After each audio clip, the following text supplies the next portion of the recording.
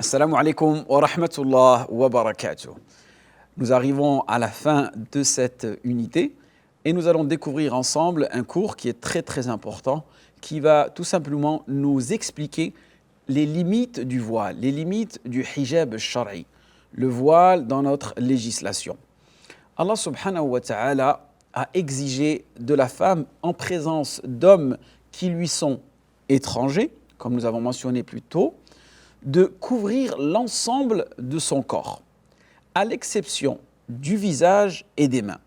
Et Allah subhanahu wa ta'ala a dit dans le Coran « وَلَا يُبْدِينَ زِينَتَهُنَّ إِلَّا مَا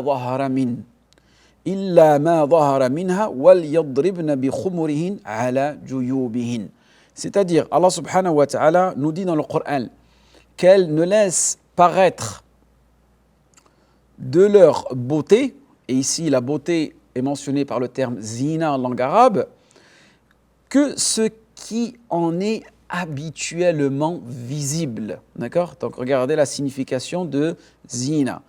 Que ce qui en est habituellement visible. Or, ce qui en est habituellement visible, ce sont quoi ?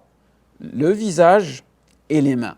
Sauf si les faire apparaître comportent une tentation et auquel cas il faut les couvrir. Parfait ? Donc, les conditions pour que le hijab soit correct. Il est permis à la femme de porter un hijab de la couleur et du style qu'elle veut, tant que celui-ci, ce hijab-là, respecte les conditions suivantes. Donc, nous avons 3 conditions à respecter. La condition numéro 1, que le hijab doit couvrir tout ce qui doit être caché. Je répète, condition numéro 1, le hijab doit couvrir tout ce qui doit être caché. Condition numéro 2, il doit être ample et non pas serré, comme malheureusement certaines personnes aujourd'hui portent des hijabs, mais cela ne respecte pas cette condition-là. On ne va pas dire à ces personnes de ne pas porter le hijab, mais essayer de respecter, barakallahu fikoum, cette condition-là. Il doit être ample et non pas serré au point de mouler les membres du corps. Car notre objectif suprême, c'est de cacher c'est de couvrir ce qui doit être caché et non pas de mouler ce qui doit être caché. Donc faites bien attention à ceci. Condition numéro 3, le hijab, il ne doit pas être transparent ou bien diaphane, au point que les membres du corps soient visibles à travers lui. Donc, je répète, le hijab, les conditions que le hijab soit correct. Il est permis à la femme de porter un hijab de la couleur et du style qu'elle veut tant que celui-ci respecte les conditions suivantes. Je les répète rapidement. Elles sont vraiment très importantes, ces conditions. Et le but, ce n'est pas juste d'apprendre ces conditions-là, mais c'est de les mettre en pratique. Le hijab doit couvrir tout ce qui doit être caché. Il doit être ample et non pas serré au point de mouler les membres du corps.